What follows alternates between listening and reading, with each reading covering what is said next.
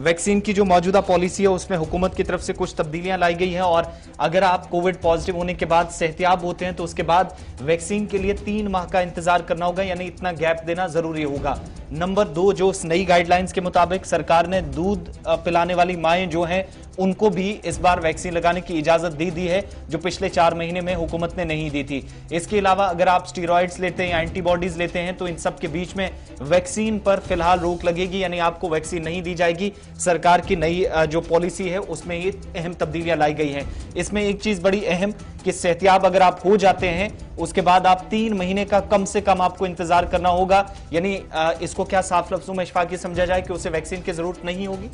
नहीं, वैक्सीन की जरूरत है, लेकिन इसमें जो 2 चीजें बड़ी साफ कर दी गई है आईसीएमआर की तरफ से। पहली गाइडलाइन जो है, जो भी आदमी पॉजिटिव पाया जाएगा,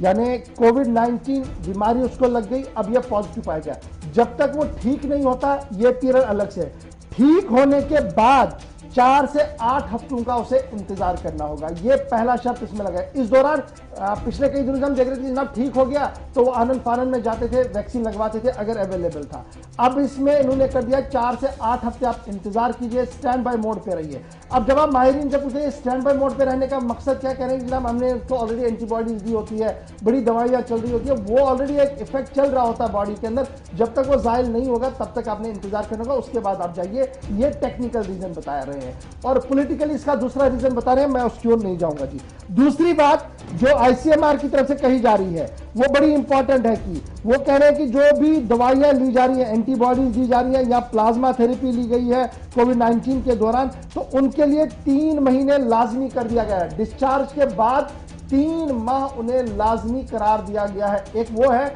जो बीमार हुआ, घर में था, ठीक था जी, उसको भी इंतजार करना है। दूसरा वो है जो बीमार था, ऑक्सीजन पर था, आईसीयू में था, प्लाज्मा थेरेपी लगाई गई, दवाइयां दी गई उसे और फिर वो रूबत सेहत हुआ, उसके लिए स्ट्रिक्ट गाइडलाइंस ये कर दी गई हैं कि उन्हें भी 8 हफ्तों का इंतजार जो है वो करना होगा रिकवरी के बाद, तब जाकर वो इंजेक्शन जो है वो लगा सकते हैं, वैक्सीन जो है वो लगा सकते हैं। मिनिस्ट्री की तरफ से और इसमें यह साफ कर दिया गया है कि जो ज्यादा बीमार है उनके लिए क्या कुछ है जी, जो अस्पताल के अंदर हो, आईसीयू के अंदर हो, और उनके लिए भी ये साफ कर दिया गया कि वो तुरंत के तुरंत जाकर बाहर ना आए,